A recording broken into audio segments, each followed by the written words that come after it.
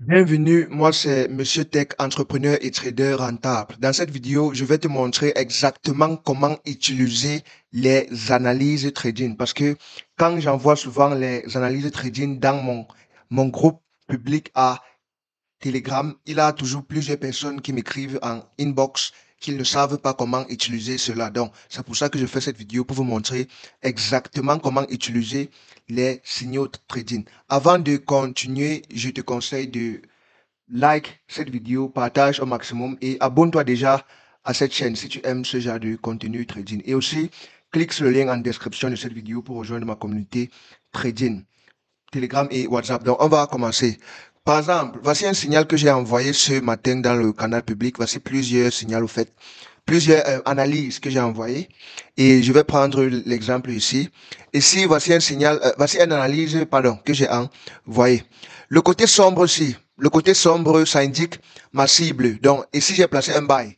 Tu vois, ici, c'est l'analyse d'un buy. Le côté sombre aussi, le côté gris, la couleur gris, ça indique ma cible. Donc, dans ce trade-ci, je suis en train de cibler que le prix va monter jusqu'à ce niveau, tu vois, jusqu'à ce niveau. Et le côté blanc, le côté qui est moins sombre, c'est le stop loss, tu vois. Donc, on peut appeler ça comme la cible du stop loss. Et si vous remarquez bien, à la fin de chaque, euh, à la fin de chaque zone, vous allez voir un prix. Et le prix est à la couleur de la zone, tu vois. Comme ici, c'est un peu blanc, un peu moins sombre, et vous voyez que le prix est à la même couleur que ça. Donc, ceci, c'est un peu comme, c'est le stop loss, en fait, tu vois. Donc, c'est ça que je suis en train de planifier comme un stop loss. Donc, ça, c'est le stop loss. Et, et si là, au fond, du côté sombre, le plus sombre, vous allez voir un prix. Et le prix là aussi, c'est aussi le take profit. Et vous allez remarquer aussi que le prix a la même couleur que la zone, tu vois. Donc, c'est un peu ça. Et ici, maintenant, le milieu de la zone, c'est le prix d'entrée, le prix auquel je suis entré. Et vous pouvez aussi voir la couleur ici. Donc, voici le prix d'entrée exactement. Donc, tous les détails sont déjà dans le graphique. Voilà. Et ici, maintenant, dans le bord du graphique, vous allez voir le nom de la personne qui a publié à TradingView. Et vous allez voir la date et l'heure que j'ai publié. Exactement, la date, l'heure et les minutes. Et là, vous allez voir la devise que l'analyse est faite. Vous allez voir British Pound, Japanese Yen. British Pound en anglais, en, euh, British Pound en français, ça veut dire le livre sterling, tout simplement. Donc, British Pound, c'est GBP. Et Japanese Yen, c'est le yen japonais. Yen japonais. Donc, ça fait GBP, GPY. Tu vois, dans le symbole et tout, tous les détails sont là. Et si vous allez voir, on a mis 30 à côté. 30, ça indique le chandelier de 30 minutes. Si vous voyez 15, ça veut dire que c'est chandelier de 15 minutes. Si vous voyez 5, ça veut dire que c'est chandelier de 5 minutes, ainsi de suite. Si vous voyez 1 heure, ou H1, ça veut dire chandelier de 1 heure, ainsi de suite, ainsi de suite. Si vous voyez 4H, ça veut dire chandelier de 4 heures, ainsi de suite. Tu vois. Donc, euh, je pense que là, c'est tout le détail nécessaire. Voilà. Et si aussi, si vous remarquez que j'ai mis des lignes, ça veut dire que ce sont des zones auxquelles le prix a une forte probabilité de réagir. Donc, tu peux prendre ça comme des sortes de, disons, tu peux prendre ça comme take profit 1, take profit 2 et take profit 3. Tu vois. Donc, take profit 1, take profit 2, ça sert à quoi?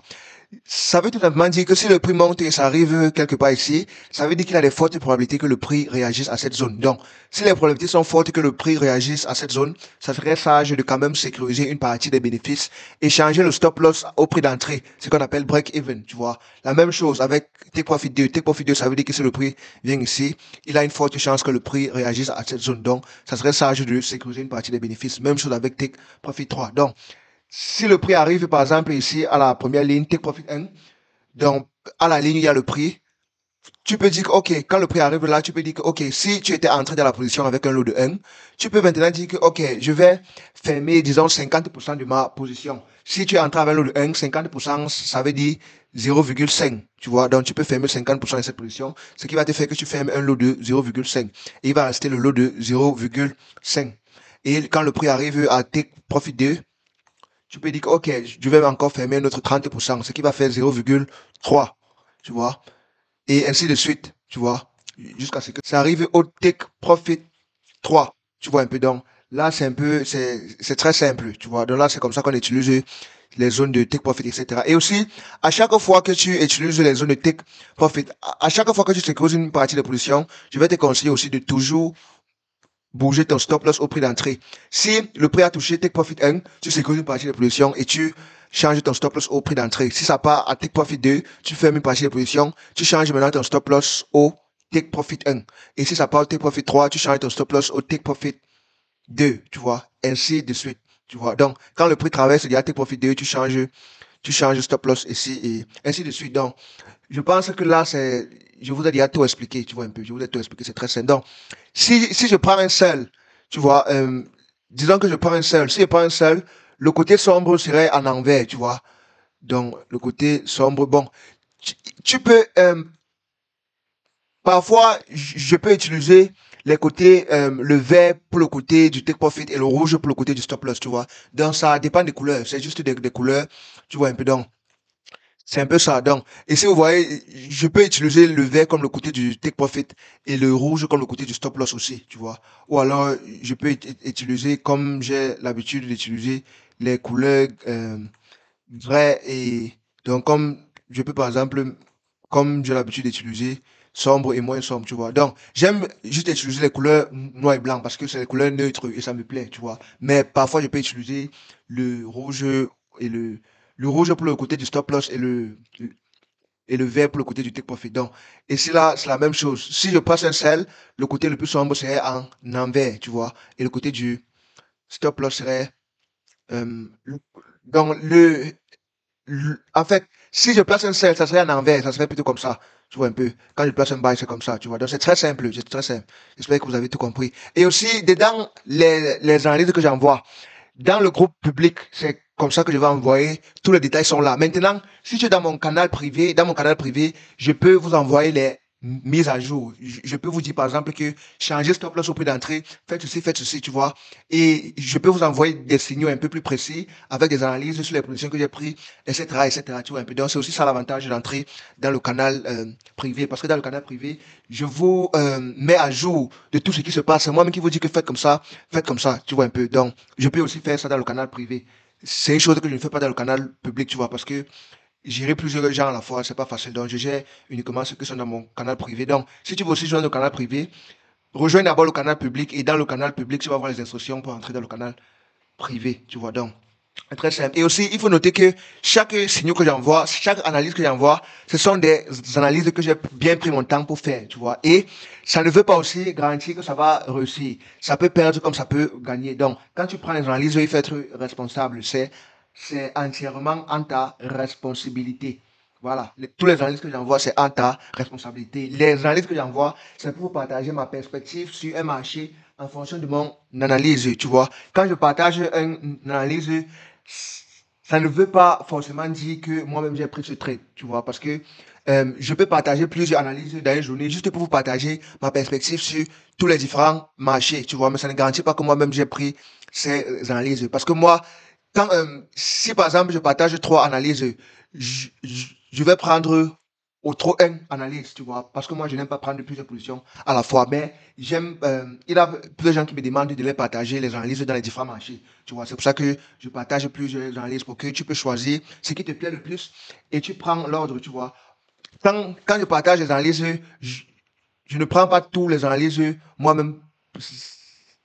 Ce n'est pas parce que les analyses sont des mauvaises analyses. Non, j'ai pris mon temps pour faire tous les analyses, tu vois. C'est juste que moi, j'aime prendre un maximum de un analyse à la fois, un ordre à la fois.